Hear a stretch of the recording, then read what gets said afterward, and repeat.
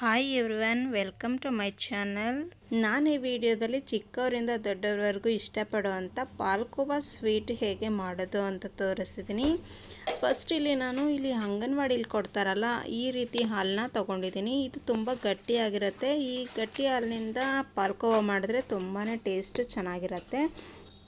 First ಇಲ್ಲಿ ನಾವು ಒಂದು ಪಾತ್ರೆ ತೊಗೊಳ್ತಾ ಇದ್ದೀನಿ. ಪಾತ್ರೆ ಹೇಗಿರಬೇಕು ಅಂದರೆ ತುಂಬ ದಪ್ಪವಾಗಿರಬೇಕು ಮತ್ತು ತಿಕ್ಕಾಗಿದ್ದರೆ ಈ ಹಾಲು ತಳ ಹತ್ತೋದಿಲ್ಲ. ಸೊ ಹಂಗಾಗಿ ನಾವು ಫಸ್ಟ್ ಪಾತ್ರೆ ದಪ್ಪಗಿರೋದನ್ನ ತೊಗೊಳ್ಬೇಕು. ನಾನಿಲ್ಲಿ ತಳ ದಪ್ಪಗಿರೋ ಅಂಥ ಬಾಣಲಿ ತೊಗೊಂಡಿದ್ದೀನಿ. ನೀವು ನಾನ್ ಸ್ಟಿಕ್ ಬೇಕಾದರೆ ಯೂಸ್ ಮಾಡ್ಕೊಳ್ಬಹುದು. ಅದಕ್ಕೆ ನಾನು ಇಲ್ಲಿ 2.5 ಲೀಟ್ರಷ್ಟು ಹಾಲನ್ನ ಹಾಕ್ಕೊಳ್ತಾ ಇದ್ದೀನಿ. ಒಂದು ಪ್ಯಾಕೆಟಲ್ಲಿ 1/2 ಲೀಟರಷ್ಟು ಹಾಲಿರುತ್ತೆ. ಸೊ ಹಂಗಾಗಿ ನಾನಿಲ್ಲಿ 5 ಪ್ಯಾಕೆಟ್ ಹಾಕ್ಕೊಳ್ತಾ ಇದ್ದೀನಿ. 2.5 ಲೀಟ್ರ್ ಹಾಕ್ಕೊಳ್ತಾ ಇದ್ದೀನಿ. ಈ ಹಾಲು ಚೆನ್ನಾಗಿ ಸ್ವಲ್ಪ ಕಾಯೋದಕ್ಕೆ ಬಿಡೋಣ. ಈಗ ಈ ಹಾಲನ್ನ ನಾವು ತಳ ಹತ್ತದೇ ಇರೋ ರೀತಿಲಿ ಈ ರೀತಿ ತಿರುಗಿಸ್ಕೊಳ್ತಾನೆ ಇರಬೇಕು. ನಾವು ಎಷ್ಟು ದಪ್ಪ ಇರೋ ಪಾತ್ರೆ ತಗೊಂಡ್ರೂ ತಳ ಹತ್ತಿಬಿಡುತ್ತೆ. ಸೊ ಹಂಗಾಗಿ ನೀವು ನಾನ್ ಸ್ಟಿಕ್ ಆದರೂ ಯೂಸ್ ಮಾಡ್ಕೊಳ್ಬೋದು, ಇಲ್ಲಾಂದರೆ ಈ ರೀತಿ ದಪ್ಪಗಿರೋ ಅಂಥ ಪಾತ್ರೆನಾದರೂ ಯೂಸ್ ಮಾಡ್ಕೊಳ್ಬೋದು. ಹಾಲು ಚೆನ್ನಾಗಿ ಕಾಯಲಿ. ನಾವು ಹಾಕಿರೋ ಅಂಥ ಹಾಲಲ್ಲಿ ಅರ್ಧ ಹಾಲು ಆಗೋವರೆಗೂ ನಾವು ಕುದಿಸ್ಕೊಳ್ಬೇಕಾಗತ್ತೆ. ಯಾಕೆಂದರೆ ಫಸ್ಟ್ ಇದರಲ್ಲಿ ಇರೋಂಥ ನೀರಿನಂಶ ಎಲ್ಲ ಹೋಗುತ್ತಲ್ಲ. ಸೊ ಹಂಗಾಗಿ ನಾವು ಇದನ್ನು ಚೆನ್ನಾಗಿ ಕಾಯಿಸ್ಕೊಳ್ಬೇಕು. ಈ ಸೈಡಲ್ಲೆಲ್ಲ ಈ ರೀತಿ ಬರ್ತಾಯಿದ್ರೆ ಅದನ್ನೆಲ್ಲ ನೀಟಾಗಿ ಇದು ಮಾಡ್ಕೊಳ್ಬೇಕು. ಅದು ಸ್ವಲ್ಪ ಟೇಸ್ಟ್ ಕೊಡುತ್ತೆ. ಸೊ ಹಂಗಾಗಿ ನಾವು ಸೈಡಲ್ಲಿರೋ ಅಂಥದ್ದನ್ನೆಲ್ಲ ನೀಟಾಗಿ ಕಲಿಸ್ಕೊಳ್ಬೇಕಾಗತ್ತೆ.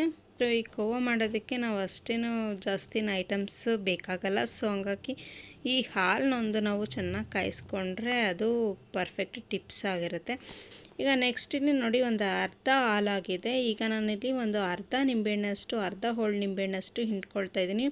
ನೀವು ಬೇಕಿದ್ದರೆ ಹಾಲೇನಾದರೂ ಒಡಿಲಿಲ್ಲ ಅಂದರೆ ಇನ್ನೊಂದು 1/2 ನಿಂಬೆಹಣ್ಣು ಸಹ ಹಿಂಡ್ಕೊಳ್ಬೋದು. ನಾನಿಲ್ಲಿ 1/2 ಮಾತ್ರ ನಿಂಬೆಹಣ್ಣ ರಸನ ಹಿಂಡ್ಕೊಂಡು ಇನ್ನು ಅದಕ್ಕೆ ಒಂದು 2 ಸ್ಪೂನಷ್ಟು ನಿಂಬೆಹಣ್ಣಿನ ರಸ, ಇನ್ನು 2 ಸ್ಪೂನಷ್ಟು ವಾಟರ್ನ ಮಿಕ್ಸ್ ಮಾಡಿಕೊಂಡು ಹಾಕ್ಕೊಳ್ತಾ ಇದ್ದೀನಿ.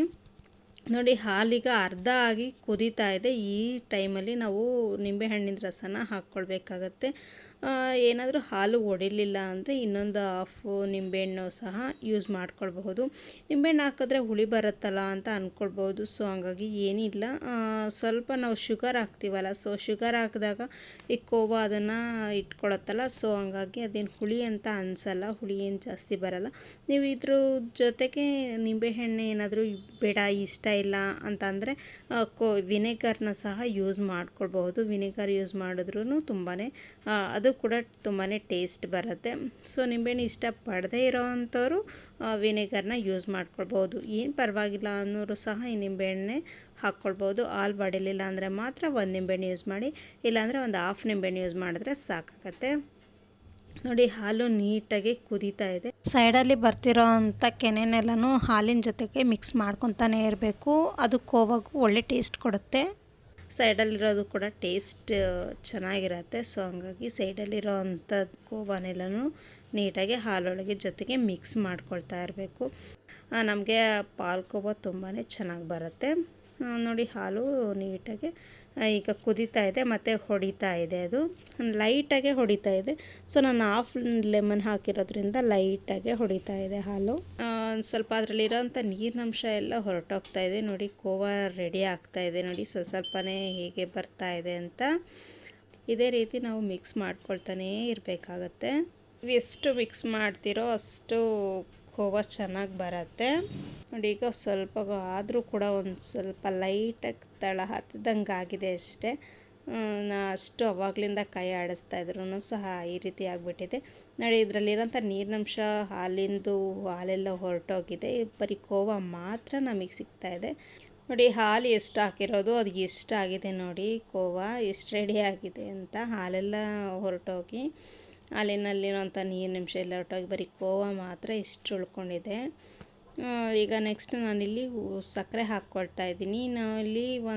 ಇಲ್ಲಿ 500 ಗ್ರಾಮ್ಸು ನಾನು ಶುಗರ್ನ ಆ್ಯಡ್ ಮಾಡ್ಕೊಳ್ತಾ ಇದ್ದೀನಿ. ನೀವು ಶುಗರ್ ಕಮ್ಮಿ ಬೇಕು ಅಂದರೆ ಸ್ವಲ್ಪ ಕಮ್ಮಿ ಹಾಕ್ಕೊಳ್ಬೋದು, ಇಲ್ಲಾಂದರೆ ಸ್ವಲ್ಪ ಸ್ವೀಟ್ ಜಾಸ್ತಿ ಬೇಕು ಅಂದ್ರೂ ಸಹ ನೀವು ಈ ಟೈಮಲ್ಲಿ ಟೇಸ್ಟ್ ಮಾಡಿ ನೋಡಿಕೊಂಡು ಆಮೇಲೆ ಬೇಕಾದರೂ ಮಿಕ್ಸ್ ಮಾಡ್ಕೊಳ್ಬೋದು. ಪರ್ಫೆಕ್ಟಾಗಿ ಅಂದರೆ ಒಂದು 500 ಗ್ರಾಮಷ್ಟು ನೀವು ಶುಗರ್ನ ಆ್ಯಡ್ ಮಾಡಿಕೊಂಡ್ರೆ ಪರ್ಫೆಕ್ಟಾಗಿ ಕೋವಾ ರೆಡಿ ಆಗಿರುತ್ತೆ.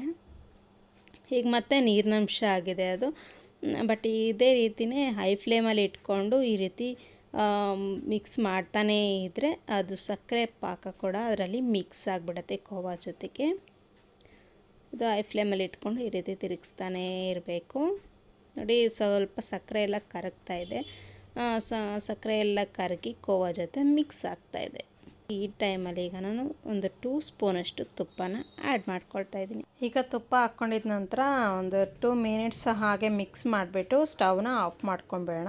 ಇದು ತಣ್ಣಗೆಲ್ಲ ಆದಮೇಲೆ ನಾವು ಬೌಲ್ಗೆ ಸರ್ವ್ ಮಾಡ್ಕೊಳ್ಬೋದು. ಈ ಕೋವಾ ಏನಿದ್ರು ಬಿಸಿ ಇದ್ದಾಗ ತಿಂದರೆ ಅಷ್ಟು ಚೆನ್ನಾಗಿರಲ್ಲ. ಸ್ವಲ್ಪ ತಣ್ಣಗಾದ್ಮೇಲೆ ಸರ್ವ್ ಮಾಡ್ಕೊಂಡು ತಿಂದರೆ ತುಂಬಾ ಚೆನ್ನಾಗಿರುತ್ತೆ.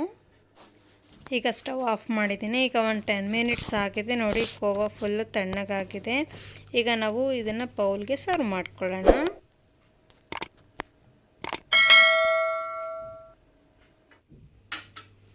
ಇಲ್ಲಿ ಒಂದಿಷ್ಟು ಬೌಲ್ಸ್ ಇಟ್ಕೊಳ್ತಾ ಇದ್ದೀನಿ. ಬೌಲ್ಗೆ ಈಗ ನೀಟಾಗಿ ಸರ್ವ್ ಮಾಡ್ಕೊಳ್ಳೋಣ. ಈ ಕೋವಾನ ಎಲ್ಲರೂ ಇಷ್ಟಪಟ್ಟು ತಿಂತಾರೆ.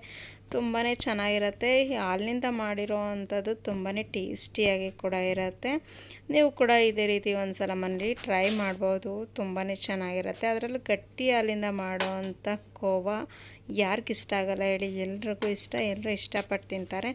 ನೆಕ್ಸ್ಟ್ ಇದಕ್ಕೆ ಸ್ವಲ್ಪ ನಾವು ಡ್ರೈ ಫ್ರೂಟ್ಸ್ನ ಬೇಕಾದರೂ ಯೂಸ್ ಮಾಡ್ಕೊಳ್ಬಹುದು. ನಾನಿಲ್ಲಿ ಬಾದಾಮಿ ಪೀಸಸ್ನ ಹಾಕ್ಕೊಳ್ತಾ ಇದ್ದೀನಿ. ನೀವು ಬೇಕಿದ್ದರೆ ಯಾವುದೇ ರೀತಿಯಾದಂತಹ ಡ್ರೈ ಫ್ರೂಟ್ಸ್ನ ಸಹ ಯೂಸ್ ಮಾಡ್ಕೊಳ್ಬಹುದು. ಈ ರೀತಿ ತಿಂದರೆ ತುಂಬಾ ಚೆನ್ನಾಗಿರುತ್ತೆ. ನೋಡಿದ್ರಲ್ಲ ಫ್ರೆಂಡ್ಸ್, ಈ ಪಾಲ್ಕೋವಾ ರೆಸಿಪಿನ ಹೇಗೆ ಮಾಡೋದು ಅಂತ ವೆರಿ ಸಿಂಪಲ್ಲಾಗಿ ಈ ರೀತಿ ಮಾಡ್ಕೊಳ್ಬಹುದು. ನೀವು ಕೂಡ ಇದೇ ರೀತಿ ಒಂದು ಸಲ ಮನೇಲಿ ಟ್ರೈ ಮಾಡಿ, ತುಂಬಾ ಚೆನ್ನಾಗಿರುತ್ತೆ. ಈ ವಿಡಿಯೋ ನಿಮ್ಗೆ ಇಷ್ಟ ಆಗಿದ್ರೆ ಖಂಡಿತವಾಗ್ಲೂ ಒಂದು ಲೈಕ್ ಮಾಡಿ. ಹಾಗೆ ಇದೇ ಥರ ಇನ್ನಷ್ಟು ಹಲವು ವೀಡಿಯೋಸ್ಗಳನ್ನ ನೋಡಬೇಕು ಅಂದರೆ ನಮ್ಮ ಫ್ರೆಂಡ್ಲಿ ಕಿಚನ್ HMR ಚಾನಲ್ನ ಪ್ಲೀಸ್ ಸಬ್ಸ್ಕ್ರೈಬ್ ಮಾಡ್ಕೊಳ್ಳಿ ಫ್ರೆಂಡ್ಸ್. Thank you.